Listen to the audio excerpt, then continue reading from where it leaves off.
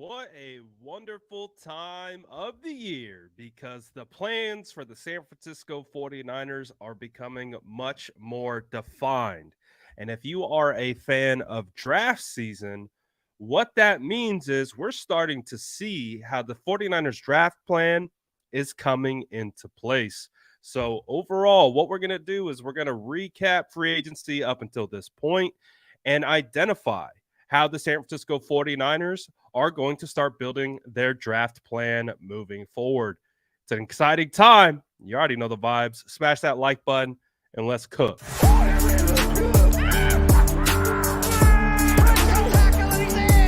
that like button if you haven't already. Love to see it.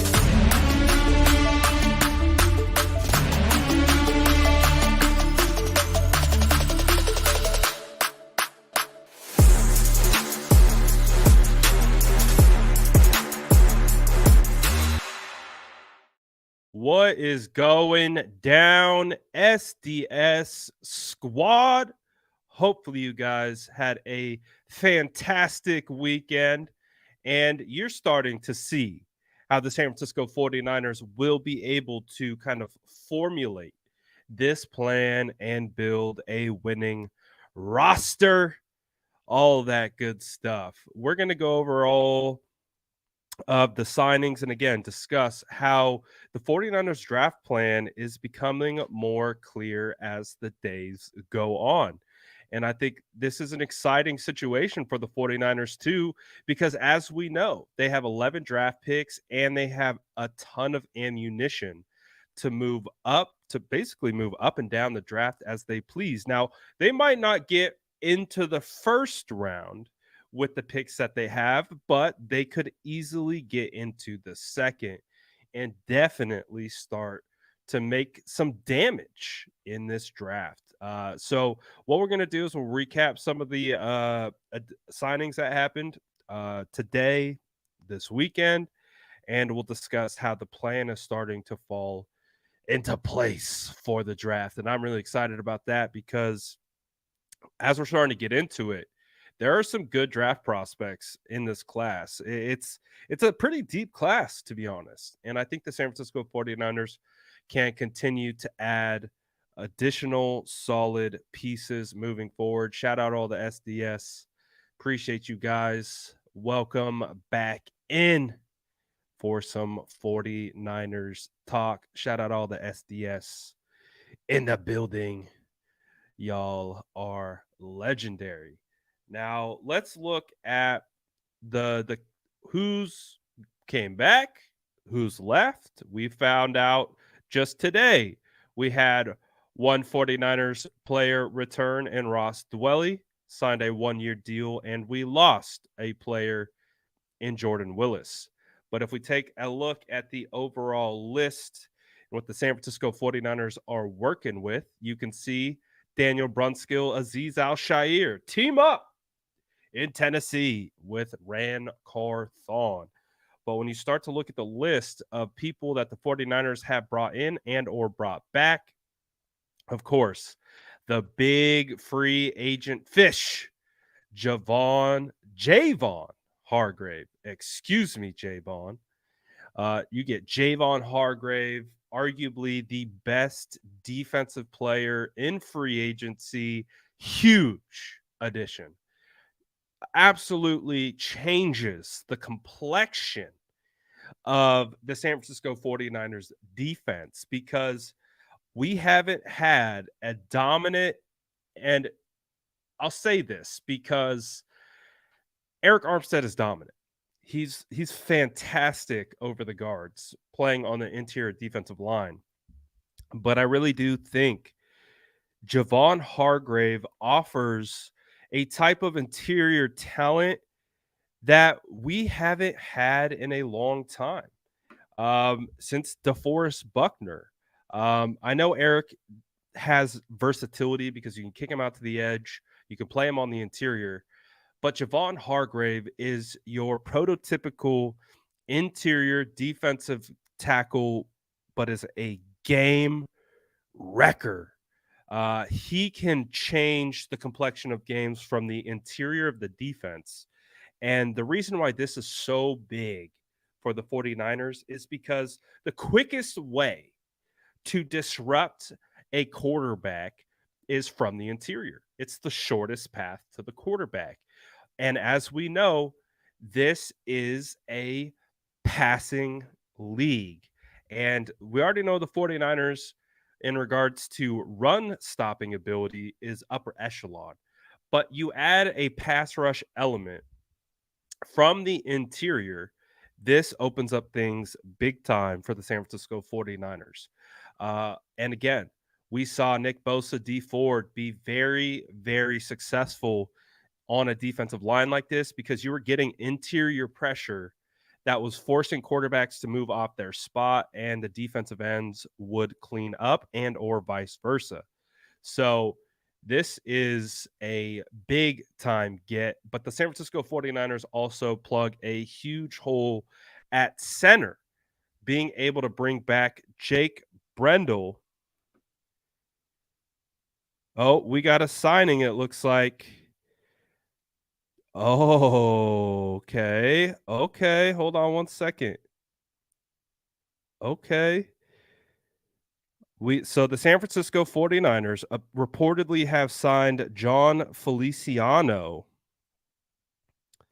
who played with the New York Giants last year. Looks like he has center versatility, guard versatility. All right. San Francisco 49ers add an offensive lineman. John Feliciano has played kind of all over the place. He's definitely played with the Raiders, the Bills, and now the Giants. All right, let's get the post out. So we got breaking news, of course, right when we go live. Wouldn't have it any other way. So the 49ers add offensive line help here. Now, I think this is a good move. John Feliciano really helped the New York Giants last year get their offensive line in shape. He's definitely kind of a journeyman kind of guy. It looks like it's a 1-year deal, but good veteran. All right, let me get this out. The 49ers have signed veteran O-line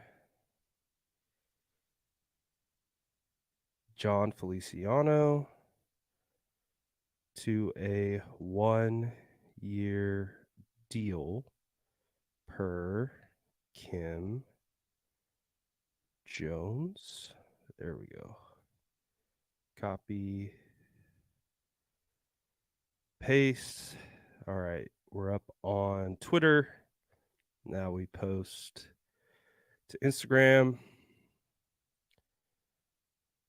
49ers make a move. So again, this guy has starting, like he could start.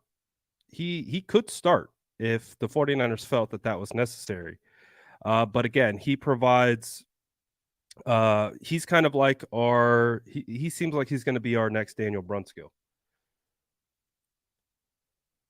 He seems like he's going to be our next Daniel Brunskill. Again, has position versatility, can play at multiple spots.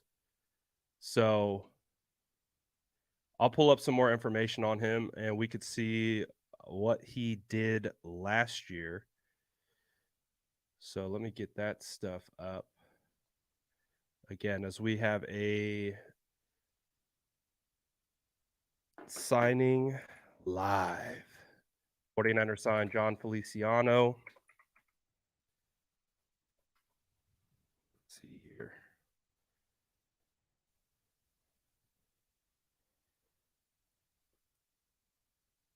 Let's pull some info.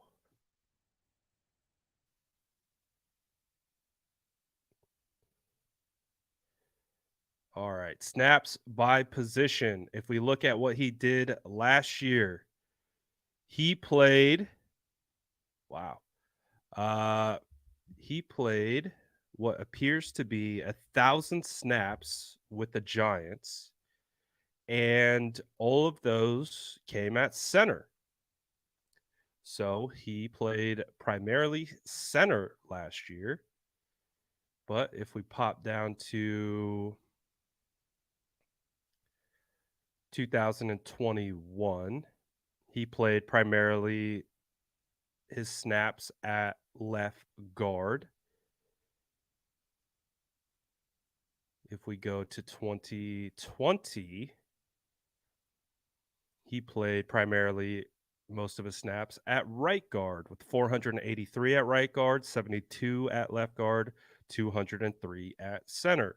So what this appears is that the San Francisco 49ers got their Daniel Brunskill, a guy who brings a veteran presence, can play every spot on the interior of the offensive line, and has had success in this league before. So good. I like it.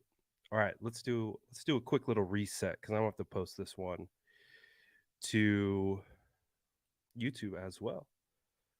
All right, let's do it. This is what happens when we get live breakdowns on the channel. All right, let's cook. Probably gonna mess this up about 3 or 4 times, but bear with me. All right. Woo! Breaking news. The San Francisco 49ers have signed offensive lineman John Feliciano to a 1-year deal per Kim Jones. This is actually a pretty solid signing. If we just took a look at it, we're actually live right now on YouTube. But when you get into it, what the San Francisco 49ers just brought is a veteran, a guy who has a ton of leadership, a guy who played over 1,000 snaps starting at center for the New York Giants last year. But when you look at his career as a whole, he has played right guard, center, and left guard and has gotten a ton of snaps at all of those positions. So the San Francisco 49ers lost Daniel Brunskill to the Tennessee Titans, who was kind of their do-it-all utility tool, a guy who could either start or back up and play multiple roles across the offensive line. It feels like the San Francisco 49ers went and got another one of those guys in John Feliciano. Again, started primarily last year at center with the New York Giants, but has a ton of experience starting at left guard and right guard. And he's a guy who can fit into multiple places. So the San Francisco 49ers go get additional offensive line depth, which I do like and I do appreciate, especially on the interior. We know Colton McKivitz is going to kick in and fill in for that hole left by Mike McGlinchey at right tackle. But the 49ers get their, what I'm calling, Daniel Brunskill replacement, a guy who can play at center, can play at guard, and be a adequate starter. So this is a good move. John Feliciano, 1-year deal with the San Francisco 49ers.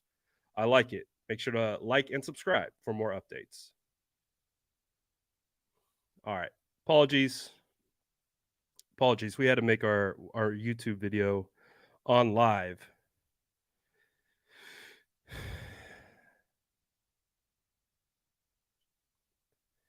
All right, let's get this thing cooked up. Let me get it posted, and then we can actually vibe here. Appreciate all you guys.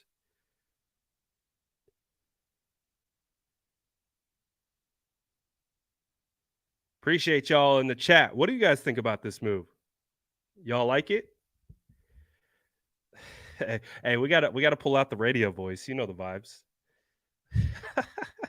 No, but for real, I like this move. I remember Pat McAfee talking about when the New York Giants signed Feliciano last year because he knows Feliciano and he's like, this dude's a dog. This guy is like the type of player that you want in your locker room. He's nasty from like a mentality standpoint. And again, you get me nasty offensive linemen. I love it because there is an analogy out there where offensive linemen, you either get your bulls or your cows, and there's a little bit of both.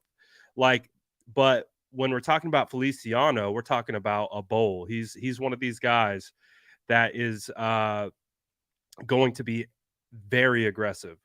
So I like this move.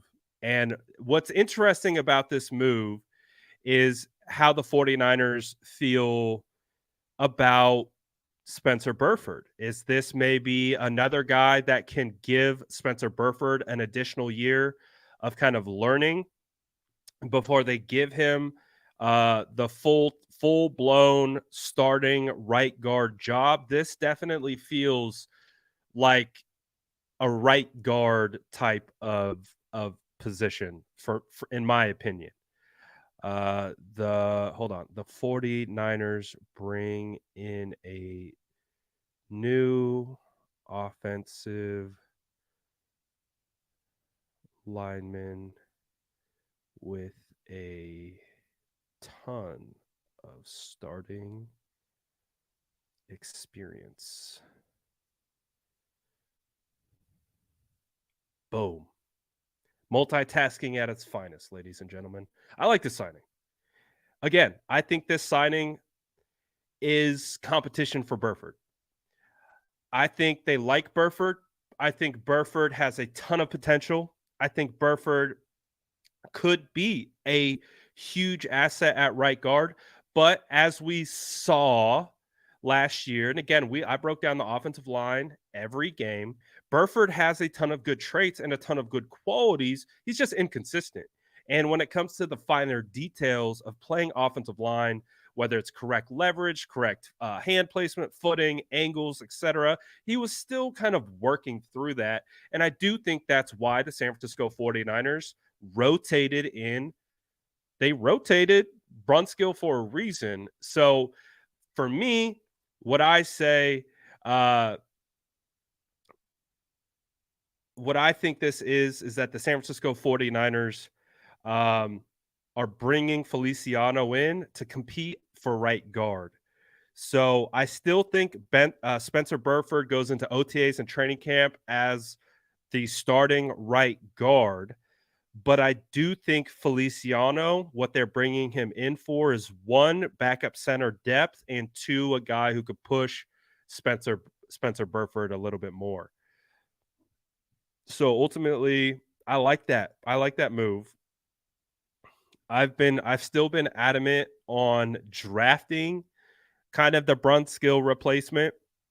That's the guy where I like Nick Saldiveri to come in and fill that role, but it looks like they actually go to free agency, get a guy with a ton of starter experience and played pretty well for the 49ers, or excuse me, for the New York Giants, all things considered.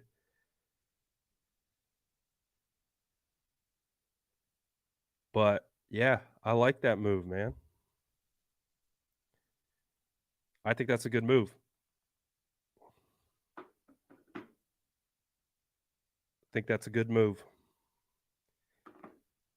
Waiting for the contract details to come out. But again, you're getting a guy on a 1-year deal, veteran, who can come in and play that role on the interior.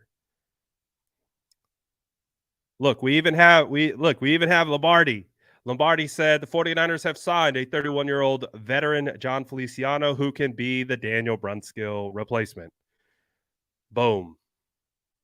So again, he has position versatility, he has starting versatility, and he can play multiple spots. I like it very much. Oh, we got Don Burr in the chat. Don Burr out here with the Detroit Lions signing everybody. Come on, man. Hey, shout out the Lions, man. The Lions are going to be a problem. But I'm here for the challenge. I like what the Lions are doing, man. Like what the Lions are doing.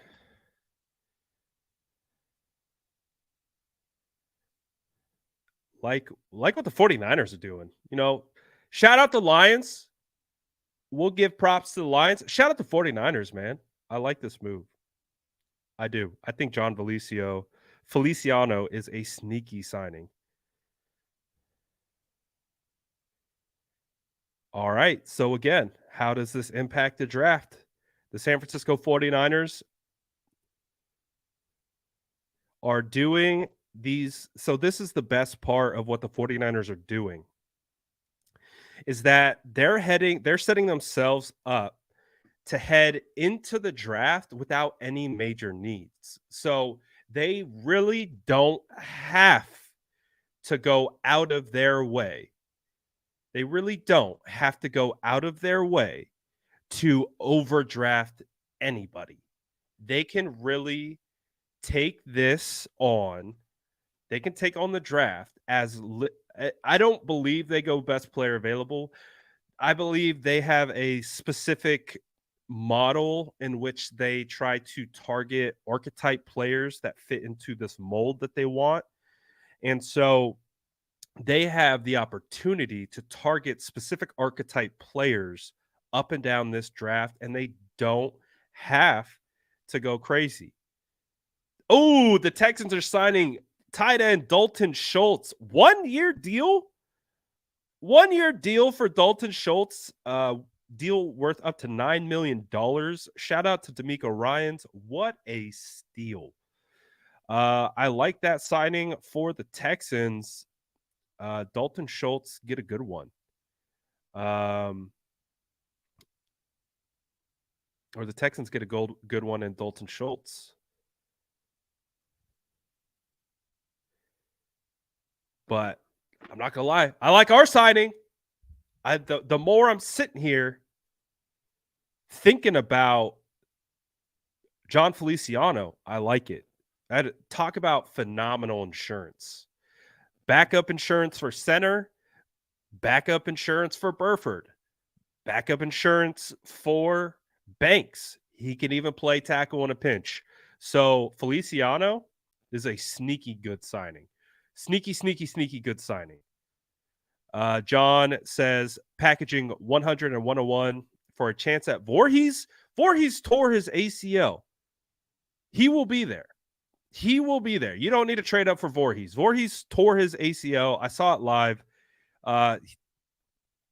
And I already thought Voorhees was a third, fourth round player anyways. I don't think you're going to have to trade up anything, especially now, and especially the fact that he tore his ACL. So I like the thought process, but I think Sal DeVary's got to be the guy. Boogie Knight who's Boogie Knight? Who the hell is that? Why don't I know who that is? Is this like a fictional character? Is this really? It sounds like a fictional character. Who is Boogie Knight? Is this a real person? Oh my gosh, it's a real person. Boogie Knight, UL Monroe, Warhawks wide receiver, 5'10", 188 pounds. That's a real person. What a name. I'm drafting him on name value alone. Fantastic. I hope you're right, because we're going to have a lot of fun with that name if that turns out to be true.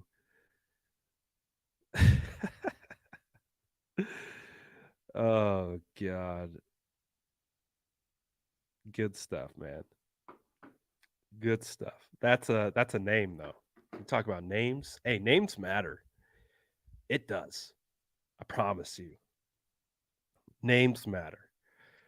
But anyways, man, the San Francisco 49ers continue to make solid additions. Now we can add John Feliciano to the mix.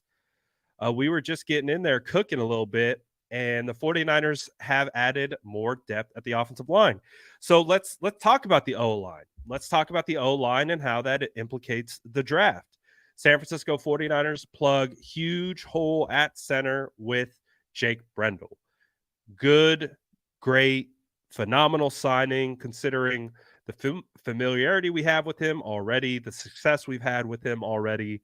And it really wasn't that crazy of a deal. You could even see in 2023, he's going to have a $2.2 million cap hit. Not bad. There's a potential out in the contract as well. So far, good stuff. You get Jake Brendel. He'll be your starter day one. Not a big deal. The San Francisco 49ers sign Colton McKivitz to a 2-year deal. He's effectively going to right now be your right tackle. But as we just discussed, the San Francisco 49ers also signed offensive lineman John Feliciano, which provides additional depth. And he is let's face it, let's call it what it is. He's a starting caliber offensive lineman still at this point in his career. So I believe that Feliciano has an opportunity to compete for the right side. That's kind of what it feels like. It feels like Feliciano can compete for right tackle, or he can compete for right guard. I think that's where the San Francisco 49ers are looking right now.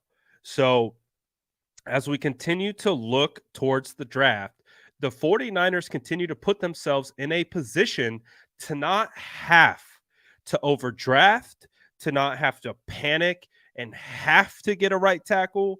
They can, something that I want them to do. I would love to see them move up and try to go get one of these right tackles, but they don't have to. They don't have to overdraft. So the 49ers have continued to manage their offensive line pretty well, considering they lost Daniel Brunskill. You lose Mike McGlinchey, but you bring back Brendel. You make sure that McKivitz is going to be sticking around. And then you add a chess piece in Feliciano, who has starting upside this year. So the 49ers, again, we were talking about it in real time. What is the impact? The impact is the 49ers continue to insulate themselves to be fluid in the upcoming draft. Feliciano is another example of not having to overspend on O linemen. So I really like this move. I think this is a sneaky good signing. And again, continues. Damn, Texans are signing Devin Singletary to 1 year. Look at D'Amico, man. Who said free agency was over? D'Amico out here just snagged Schultz and Singletary on 1 year deals. Shout out to D'Amico. D'Amico out here cooking. But again, offensive line, just now, add Feliciano, starting caliber, can challenge at right guard or right tackle and be a premium backup across everyone else. Good signing. And the San Francisco 49ers continue to insulate themselves. So O-line is in a good spot. Let's shift over to the defensive line. Again, Hargrave, Farrell added to the mix. Now, the 49ers have lost Jordan Willis. They've lost Charles Omenihu. They've lost Samson Ebukam. Hassan Ridgeway is not coming back. But when you look at what the 49ers have been able to do, they bring back Kevin Givens. They bring back T.Y. McGill. They bring in Clellan Ferrell. And they still have, I would say, the interior defensive line. When you got Eric Armstead, you have T.Y., you've got Hargrave, you bring Givens. The interior defensive line, the base of the interior defensive line is solid. I really like what the 49ers have there. I think, again, continue to insulate. They don't have to go out and go crazy on high value or high end defensive tackles. They still have Kalia Davis coming back next year. So the 49ers can still wait. They can add more defensive tackles in free agency on a 1 year deal, or they could look to the tail end of the draft and add more sixth round defensive tackles. The 49ers have proven to have success in that category, and I think they can do it again. So what we're starting to see, though, is there is a bit of a hole at defensive end. So what are the 49ers going to do at D end? And what makes the defensive end position so intriguing is that there are a ton of defensive ends still on the open market. So what is going to be interesting to see? What do the 49ers do at defensive end? I don't think they're done quite yet. I think they could still make some things cook. I think there's still room for them to get after it. And we look at, so this is from catch the blitz. They put up their 100 top defensive ends. The only reason why I want to kind of scroll through this is because you can see where some of the better defensive ends, for example, they have them ranked like Frank Clark. But you move through, you see Yannick, you see Jadavion. Hell, you even see Calais down there. Ooh, could you imagine Calais Campbell on a 1 year? On a 1 year, just veteran, let's go get a ring deal. Whoo! Woo! I like that. Give me Calais, man. But you also have got Leonard Floyd. You've got Justin Houston. What other guys are still out there in this kind of top 100 range? Hell, even Melvin Ingram is not going to be an every down starter. Green. So you can see there's still some high caliber edges left. So it's going to be interesting. I don't think the 49ers are done. I really don't. And we saw that just now. They signed offensive linemen. So we're starting to look at the roster. We're starting to see the holes, and we're starting to see them plug the holes. The current hole, the biggest hole, is defensive edge, defensive end. Keelan Cole is returning to the Raiders on a 1-year deal. Not a big deal. So what I think the 49ers are doing right now is there's some type of log jam happening with the NFL edges. There's so many good edges out there that are still out there. It feels like they're waiting for one particular guy to move to kind of really set the tone for the market, and then everyone else will kind of fall into place. That's kind of what it feels like. I don't know if that's the case, but there's a lot of really good edge defenders still available, and the San Francisco 49ers have an opportunity to go out and get one of these guys. So it will be very fascinating to see what happens in the next couple days, because I would imagine the 49ers are looking at some of these guys. But what will be interesting to see is if they move on any of these guys. And if you can get them on a 1-year deal, kind of one of these 1-year veteran deals that you see being handed out to the guys that are kind of left available. If you could get Yannick on a 1-year deal, I think that's fire. If you could get Leonard Floyd on a 1-year deal, I think that's pretty fire.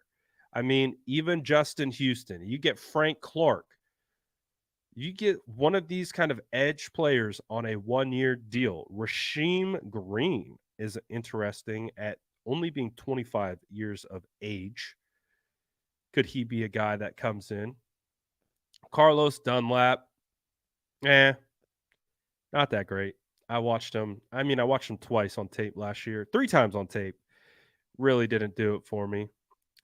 Dante Fowler. Is Dante Fowler still out there? Did he sign? I thought he signed. You still got Robert Quinn out there. You got guys. You got guys that can come in and still make an impact, even Jadeveon Clowney. So it's going to be interesting.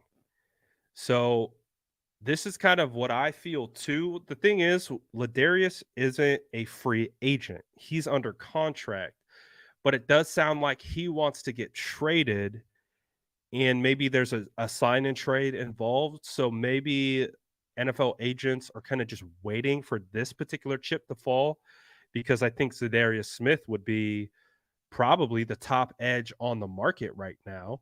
So it would be fascinating to see if that's what they're waiting for, if they are waiting for Zadarius to potentially agree to trade or agree to a contract. But I do think that the edge spot, there's still a hole there on the opposite side of Nick Bosa. So it's going to be fascinating to see what the San Francisco 49ers ultimately do at that spot. Appreciate the dollar, Johnny. So if we had to take a look at the available edges, and I know some of you guys dropped it in already based on the list that we looked at, who do you think the 49ers, and I'm thinking 1-year deal. I'm not thinking multiple year deals. I think the 49ers are good on multiple year deals. Which defensive end would you want to see added to the San Francisco 49ers on a 1-year deal? 1 year, kind of mid-level, come in, get it done, one chance, 1 year to kind of again fill that hole, gives you ability to draft additional edge.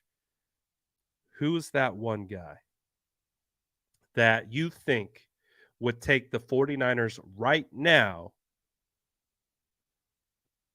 to the next level with how the current roster has been constructed? Drop it in the chat. You already know what to do.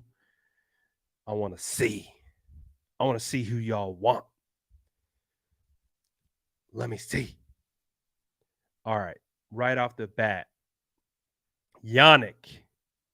I like Yannick because he's still somewhat young. He's still kind of in that prime, kind of 27, 28 range.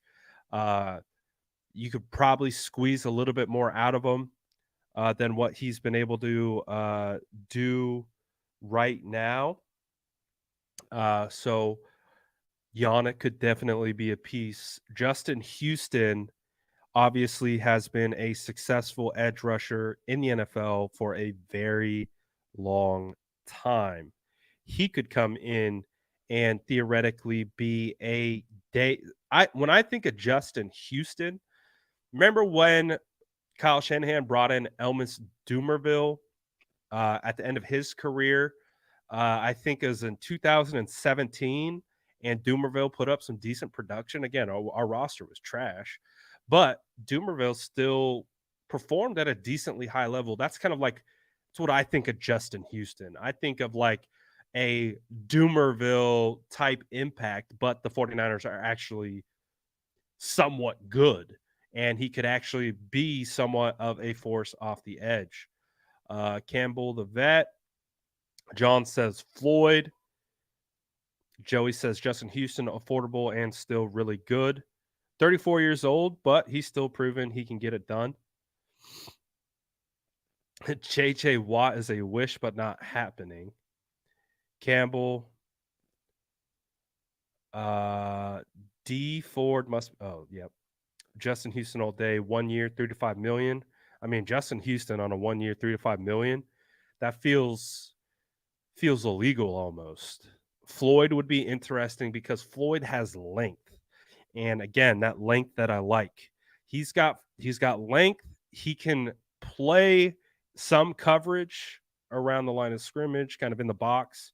He has that kind of versatility. It would be interesting to see what Chris would do with a talent like that. Would definitely be very interesting. Another Leonard Floyd. Smith, Yannick,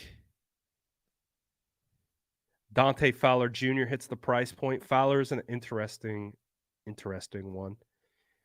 Frank Clark and Campbell are an interesting one. Yannick, but this is the thing.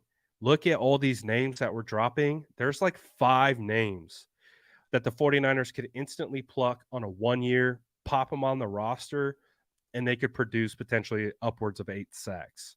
So that's what's intriguing about the current market at defensive end. And then again, if they add one of these guys for a 1 year deal, it still gives them draft flexibility to be able to snag a guy in the third if they want to. There's no, there's no pressing need to go grab a guy. And you could still, just like Justin says, grab McGuire or Yaya Diaby. Diaby, sleeper. I don't know if anyone's really highlighted Diaby yet. He's a guy that popped for me at the combine. Once I got into the tape, you're like, oh, yeah, he's nice. He's not I wouldn't say he's like your prototypical speed edge. He's your prototypical big end, but he's pretty solid as a big end. I like Yaya, and he's fire name. Beautiful name. But that's the thing is you grab one of these guys, you grab a Frank Clark, you grab a Justin Houston, you grab a Floyd, you can still get quality edge in the third round. You don't have to overextend yourself in the draft, and you're able to get a guy who can potentially step in.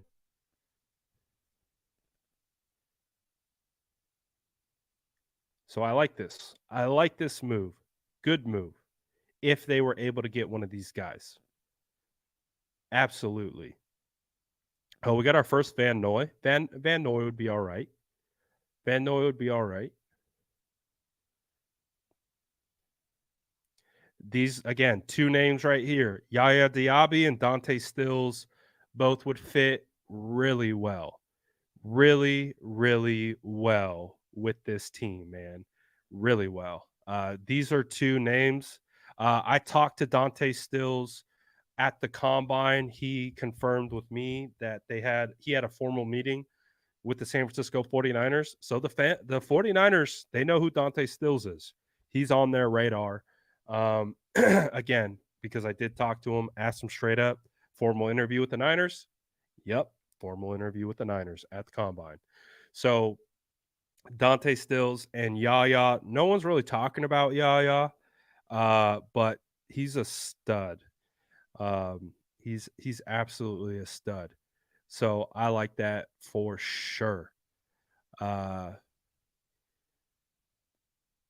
wow, Yannick, 9.5 sacks on one team, then 10 sacks on another. Changed my mind. I pick Yannick. Yannick would be interesting. Yannick would be definitely an interesting addition to the San Francisco 49ers. But again, I feel like the 49ers could absolutely add an edge. I think they will. Again, I think there's still time. I don't think they're done yet. I think they can I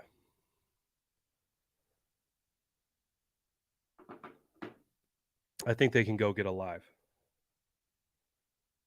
I think it would be phenomenal. All right.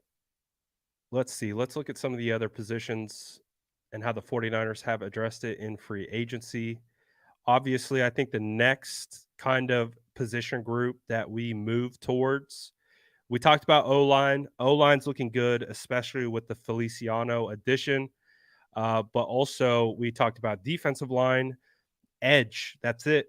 Edge is like really the only real hole left with the 49. They were able to get Clellan, so that's a good move, but I still think there's room for one additional guy.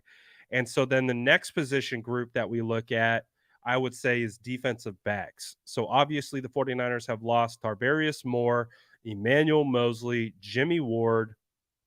I mean, those are three extremely impactful defensive backs for the San Francisco 49ers with huge, huge impacts to the success of what the 49ers were doing. We know Jason Verrett probably not going to come back. I wouldn't bet on it at all. But the 49ers in free agency, uh, what they've done is they've brought in Isaiah Oliver. So Isaiah Oliver does appear to be a big time threat to be the starting nickel cornerback for the San Francisco 49ers. Isaiah has experience in both inside and outside corner. So he does bring some versatility with him. But it does feel like the 49ers opted to get a little bit younger at the position, let Jimmy Ward walk, and they got Isaiah for a pretty solid price. So at minimum, depth.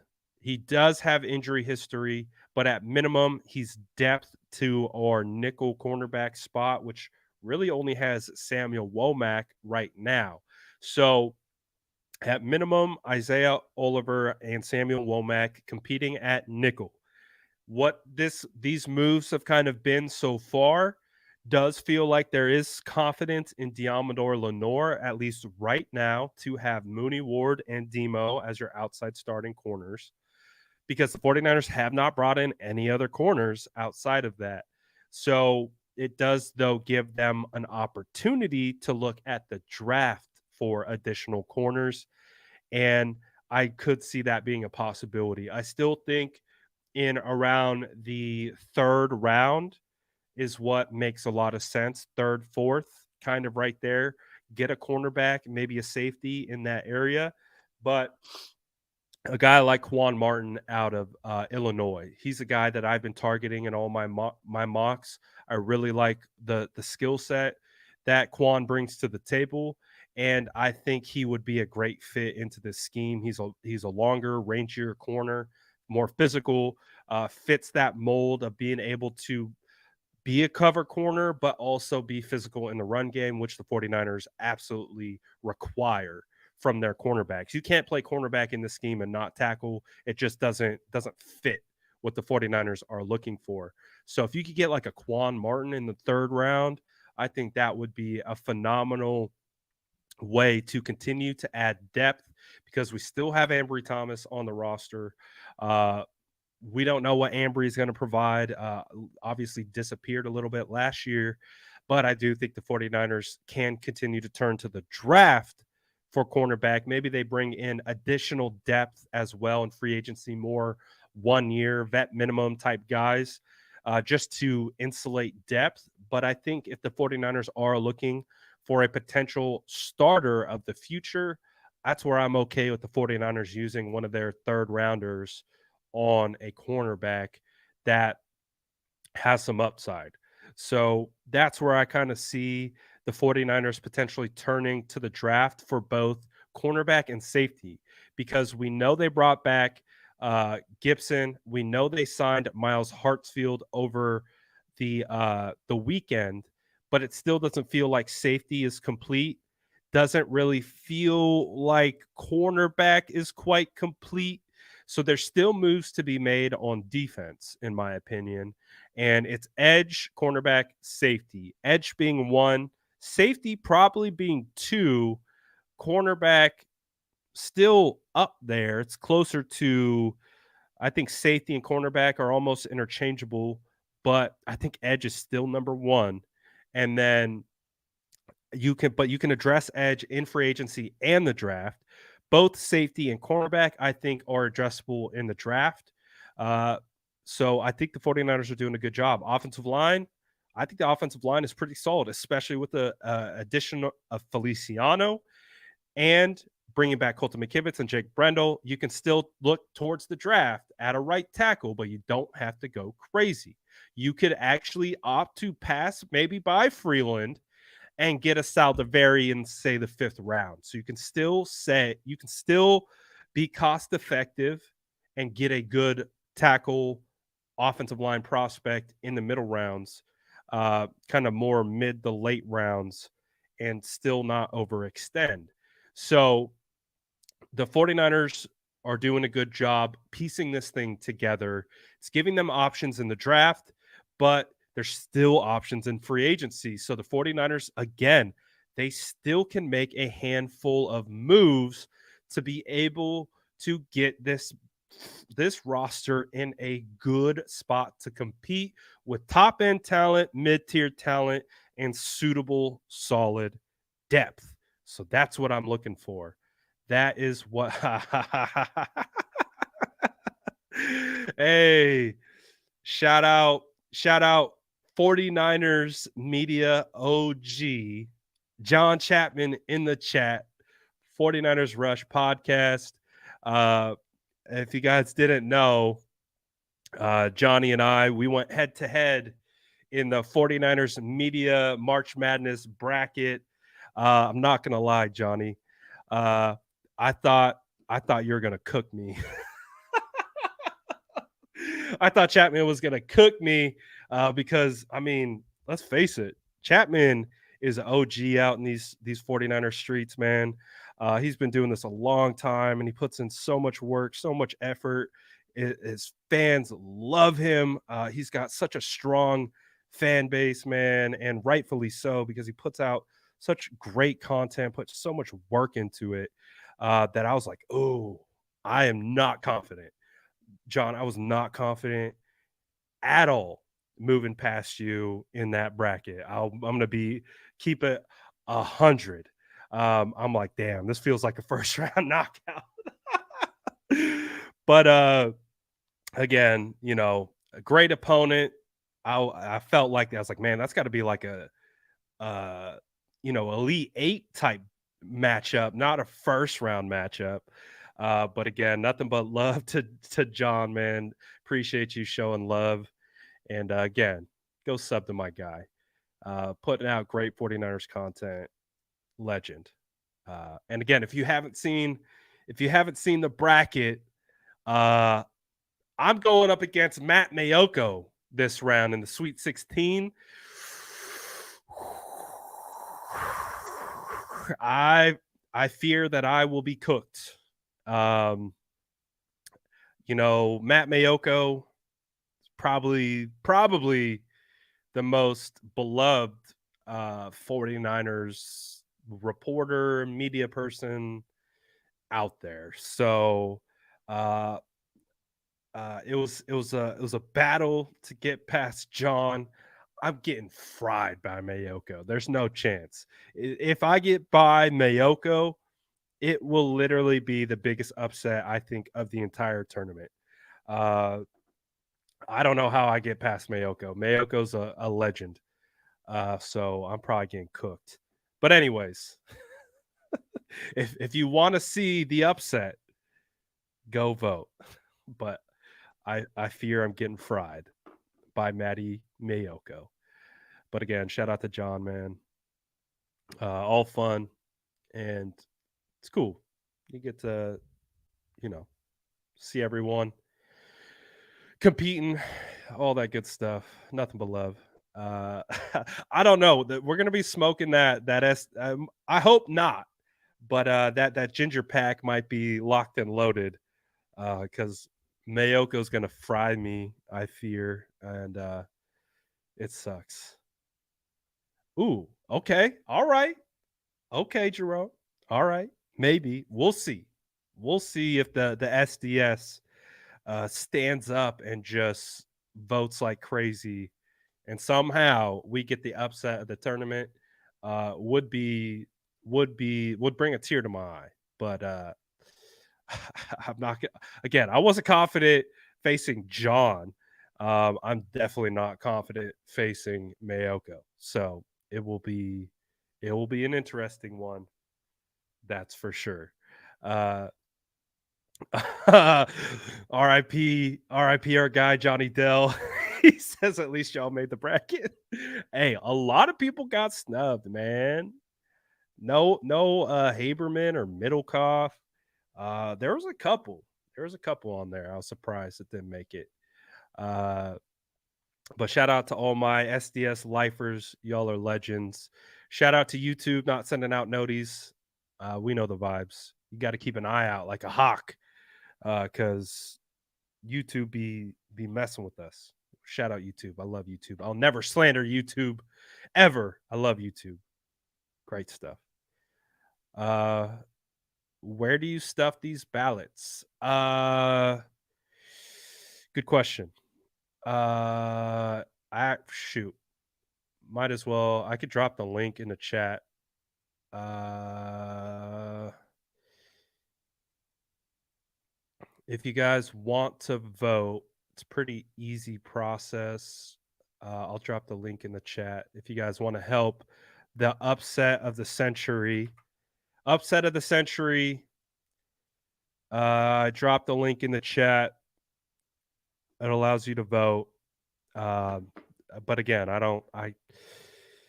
would be shocked and appalled to defeat the great 49ers beat reporter Matt Mayoko. That would be just the most insane upset of all time.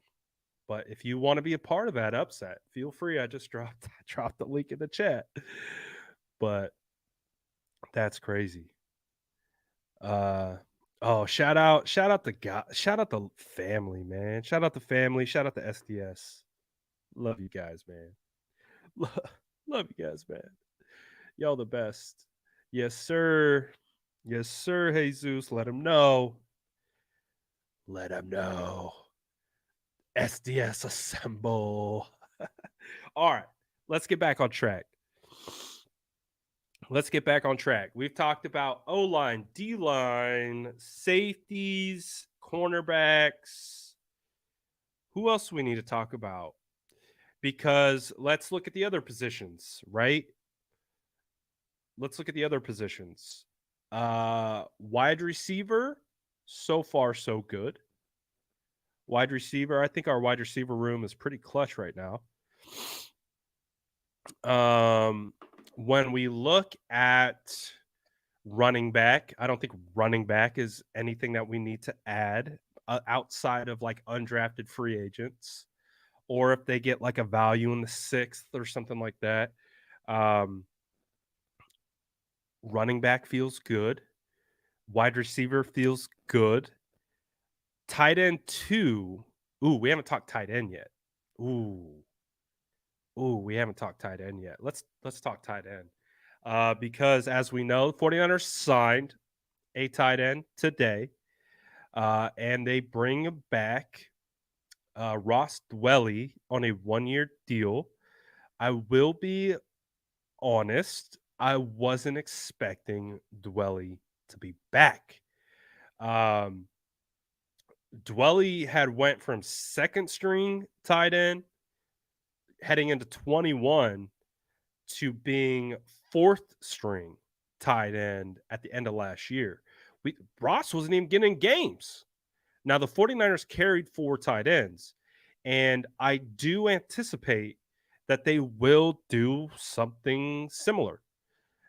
And the question becomes, is it in the draft or do they look towards free agency? And if we look at the available tight ends right now on the market, there are actually some decent ones. Austin Hooper, we know Kyle Shanahan has plenty of experience with Austin Hooper. He was on the Falcons when they drafted Austin Hooper. There were rumors that Kyle tried to trade for Austin Hooper a couple years ago. So Austin Hooper definitely feels like a natural fit for the 49ers, especially if you wanted to get a veteran tight end not named Ross Dwelly or Charlie Warner. Austin he did pretty good for the Tennessee Titans last year. He's been a decent tight end in this league. Not bad. Uh, it feels like he's been in the league forever, but he's still only 28 years old. I would take Austin Hooper. Or if you want to get a little bit younger, Foster Moreau is an interesting tight end prospect that I wouldn't mind having on the squad either. He would be someone that would be intriguing to me, maybe on a 1-year deal, again, to continue to come in. Irv Smith, I don't know if Irv, I thought no, he didn't resign. Who did the Minnesota Vikings have? TJ Hawkinson, but they signed. Oh, this is going to annoy me. They signed someone on like a 3-year, $24 million deal. Oh, the name's right on the tip of my tongue. The Minnesota Vikings. So Irv is available. He's young. He's more of a receiving tight end. Definitely would need to work on some of the blocking. He's tore his ACL in 2021. It'd be interesting to see what type of contract he gets. I don't know if the 49ers would look at Irv or not. I like the age and the potential upside as a receiver, not known for his blocking ability. Mercedes Lewis is out there, but again, there's actually less available tight ends than I thought. So there's still a decent crop. Dalton just signed, so he's not available. He went to Houston. So it'll be interesting to see if these two guys are next and if Irv gets a prove it deal type contract. But I think if it was up to me, I definitely would bring in Austin Hooper. I would definitely bring in Hooper, probably above Moreau for me, but I would entertain both of them on a 1 year prove it type deal. And then you have Kittle. You have a guy behind him that has, I mean, if you're picking up Hooper, I mean, he's been a starter in this league for a long time. So you would bring in another starting caliber tight end, and then you have two pretty solid options at tight end, and then Charlie Warner and uh, Dwelly. And I still think you draft. I still think you draft. I still think you go get a tight end.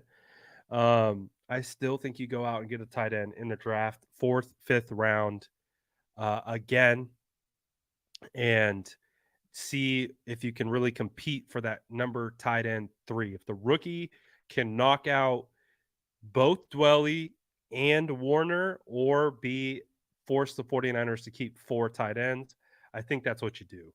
I think you try to grab a veteran, 1 year. You saw Dalton Schultz got a 1 year, $9 million. You get Hooper on like a 1 year.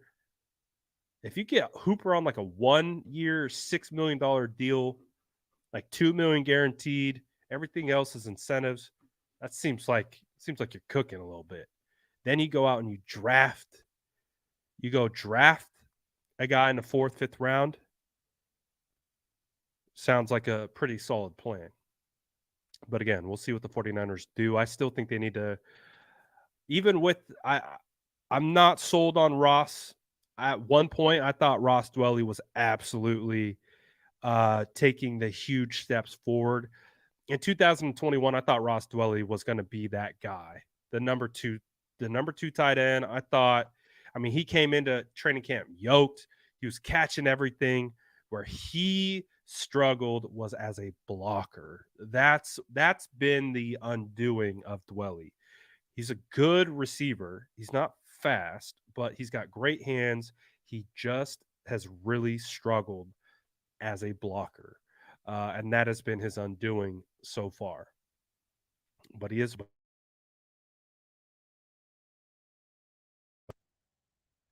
It will be interesting to see what they do. And I think they draft. I still think they draft a tight end. I think you definitely go to the draft for sure. Uh,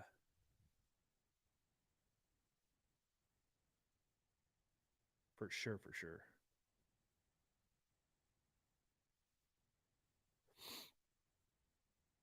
All right. So we talked about tight end. Uh, Offensively, the 49ers are doing pretty good. Uh, the most concerns came from the O line.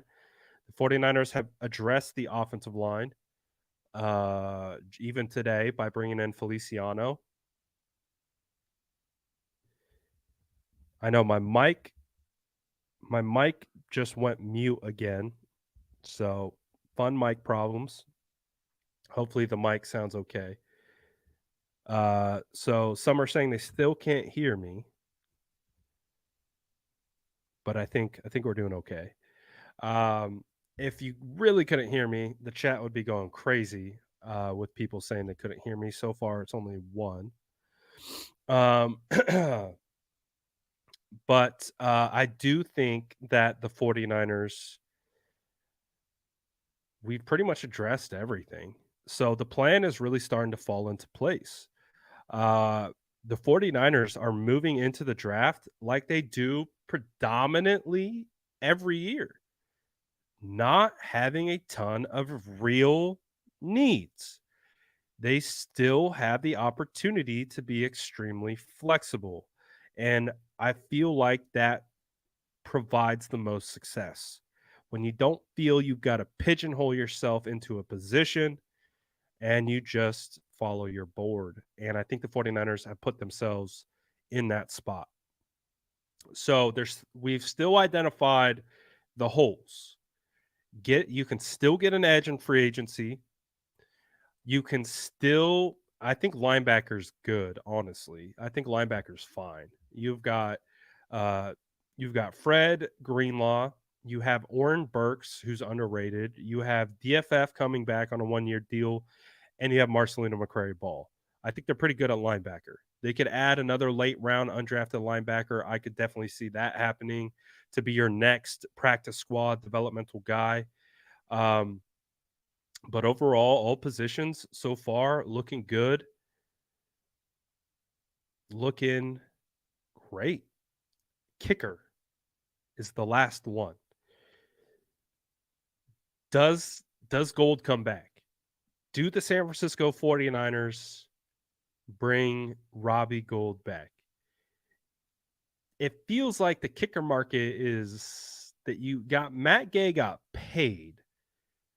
He got absolutely paid. So I'm wondering if that has any impact on Robbie's contract negotiation process, because he's like, oh, Matt Gay got paid. Obviously, Robbie's in a bit of a different scenario. But I if I'm Robbie, I'm looking at this as my like last time to get a decent paycheck. Because let's face it, he's 40. He's not getting any younger. This might be the last time for Robbie to cash in. So Robbie is probably talking with a bunch of teams, trying to see what the market looks like. Can you get me a contract that I can like ride out into the sunset on? It'll be interesting to see if the 49ers give that to him, or they go to the I don't think that's the thing. I don't think they want to go into the draft without a kicker. We talk about insulating their roster with all these other depth pieces. I feel like you'd have that same thought process at kicker. Because if you go into the draft without a kicker, it feels like abundantly clear that you're going to draft a kicker. That might translate into having to overdraft on a kicker. Ooh, I don't want to overdraft on a kicker. So I think the kicker position remains very interesting. I don't even know what the kicker market looks like. I don't even know who's available, because I honestly have just been thinking that the 49ers are going to turn to the draft. PFF, according to PFF, there are 0 unsigned kickers, which I don't believe.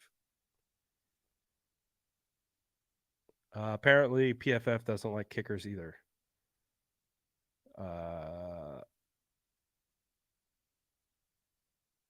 Yeah. PFF's like, we don't care about kickers. We don't care. Let me see if Spotrac gives us a little bit better information. I'm gonna go all teams give me kicker and update. We have Mason Crosby, 38 years old. Robbie Gold, 40 years old. Randy Bullock, formerly of Tennessee Titans, 33. Brett Maher. Oh, we know Brett Maher. We don't want Brett Maher at all. Chase McLaughlin, who was a 49er at one point when Gould got hurt. He's 26 out of Indiana. Eddie Pinheiro, formerly with Carolina, he's 27. Riley Patterson, 24 with Jacksonville. Quinn Norden, who was with New England. So there's still some options. There's definitely still some options out there. I can't believe I'm looking at Matt Gay's contract right now. Wow. Indianapolis paid him $22 million. That's crazy. So it will be interesting to see what the 49ers do at kicker. There are still some options available. But do they turn to the draft? It'll be fascinating, because will we go if they don't? we'll be going into the draft like, wow, the San Francisco 49ers have a whole kicker. We'll be like, pressing draft needs. Number 1, kicker. Prepare for a 4th-round kicker. Someone alert Jason Aponte. Shout out Aponte, by the way. Aponte, over 1 million views on his YouTube page. Shout out Aponte, man. What a legend. Out here cooking. 49ers content creators out here cooking. Aponte hit 1 million views. What a legend. Congrats to him on the success that he's had with his YouTube page. What a legend. But the reason why I invoke Aponte is because he is our resident kicker expert for the San Francisco 49ers. Faithful, we turn to Aponte with all our kicker questions, and feels like the 49ers could draft the kicker. Joey says, can't wait to trade up into the 2nd for Moody. Oh, goodness. Goodness gracious. Great balls of fire. I hope not. I hope not. So Michael says, need depth at center. God forbid Brendel gets hurt. Then what? Well, Michael, we actually addressed that issue on stream with John Feliciano. John Feliciano he played over 1,000 snaps last year at center for the New York Giants. And then it's followed up by a question: is center John Feliciano any good? He is, and he's good. Yeah, he's quality. He isn't going to be one of your top tier, top echelon guys, but he is a quality starting interior offensive lineman who has position versatility at both center, guard, and tackle. So John Feliciano has a great mentality he's going to bring to this roster. I think John is going to compete for one of these jobs, whether it's right guard or right tackle. I think that's why they brought in Feliciano. But he also provides a definite. He's right now could also be the backup center, so he could be the backup center right now. But he can also simultaneously be competing with Burford or McKivitz for starting right guard or right tackle. So I think this is a great signing. I think it's and again, you get him at a value. He's 29 years old, has a ton of starting experience, has played a ton of snaps in the NFL, and he was a big reason why the Giants offensive line was able to kind of like solidify a little bit. So he's been a big piece. He's a good signing.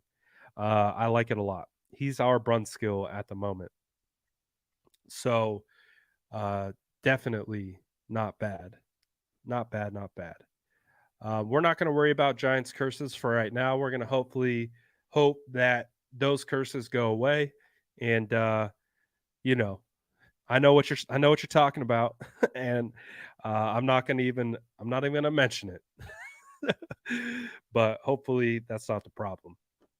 So again, overall, 49ers have put themselves in a good spot. Don't think they're done in free agency. I think they can still plug a couple holes. We talked about it. We'll recap in case you've just joined. Edge still up there. Tight end 2 is still up there. We need a kicker. Also, we're going to need depth and cornerback. But overall, the 49ers have done a pretty good job across the rest of the roster and being able to fill some holes and bring some guys in. So I think the 49ers, when it comes to their draft plan, are insulating themselves to be fluid and to be able to move up and down as they please. So far, I really like what the 49ers have been able to do in regards to basically this free agency period. How would you guys grade thus far? Obviously, we still have some signings that probably need to occur. I pulled this was 4 days ago, so this probably needs some updating here pretty soon. But I asked YouTube to grade the 49ers free agent signings thus far. 35,000 people voted A, or excuse me, 30% of 35,000 voted A, 58% voted B, 8% C, 4% D. How would you grade them thus far? Again, we've had a couple signings since this was put out. We've also lost some guys since this was put out. Where would you have them at? Drop it in the chat. Once you drop it in the chat, smash that like button because y'all are legends. So far, Peter says A level. Mark says B minus. We had huge losses. Kid says B. Gabriel says A minus. Ray says B. Avatar says C plus. B plus. B minus. B plus. Let me know too if that link works. B plus. B still own the NFC. A minus. A minus. B plus. Joey says C plus B minus. Solid B. A. So I think where I'm at, solid, like solid B. I agree. I think we're sitting right at a solid B. We got the big time signing in Hargrave. We got big time pieces back in Brendel and some other guys. And we've added a lot of depth as well. A lot of guys have gone. So it does feel like, we're still trying to overcompensate for some pieces that have left. But I would say when you look at the entire haul, the way they've been able to insulate a lot of these position groups, that is also going to translate to flexibility in the draft. Solid B. Like probably like 87.1%. Like almost, I'd say it's almost a B plus because I see the plan. I see the plan formulating. I don't think they're done. So I think this grade can even get better. But overall, I think the 49ers are, I see what they're doing. I see it. I see it. I can see the blueprint for what is going on. And so the 49ers are juggling a lot of different aspects. A lot of key players have left, but I think the 49ers still have such a insane core that they'll be able to just plug and play certain players, and we'll see new guys step up and really be able to fill in some holes that were left. Once they sign Justin Houston, I'm going to A plus. That's the thing. We got to wait. Who's that edge going to be? Feels like an edge is still there to be had, and that's why we're still at an incomplete grade. But I think they could get better. I agree. This one was a bit of a shocker for me. I thought he was coming back. I thought we were ready to run it back. That was the biggest shocker for me. Everyone else could definitely rationalize. I expected 90% of the guys to leave. Guys like Omenahue, I thought maybe he had a chance of coming back, but they got paid out. So we'll see. And then we're just waiting on this. Just get Brian Burns. That's it. Just get BB. Once you get BB, everything will fall into play, and the 49ers are out here cooking. We didn't even talk about Sam Darnold. They get Sam Darnold, quarterback 3. I think he's a quality quarterback 3. And I think he's going to push the guys. So definitely looking forward to that. Can you imagine? I went the entire show. I went an hour and 20 minutes without talking about the quarterback. What a time to be alive. An entire show without talking about the 49ers quarterback. Wow. Shout out John for the super chat. Appreciate everyone else who sent super chats. Appreciate everyone for tuning in. Appreciate everyone who continues to watch the videos that I post and likes the video, all that good stuff. It means a lot to me. And I appreciate all your guys' continued support. Y'all the best. But if anything else drops, you already know we're coming back on. So keep those post notifications on. Again, if you're having issues with post notification on, turn them on and off a couple times. Try to re-engage it. Happens sometimes. Smash that like button on your way out. That would be phenomenal. And we will be back posting more 49ers content when it drops. You already know the vibes. Appreciate everyone tapping in today. And we'll be back on for some more. But I'm out of here for now. Peace.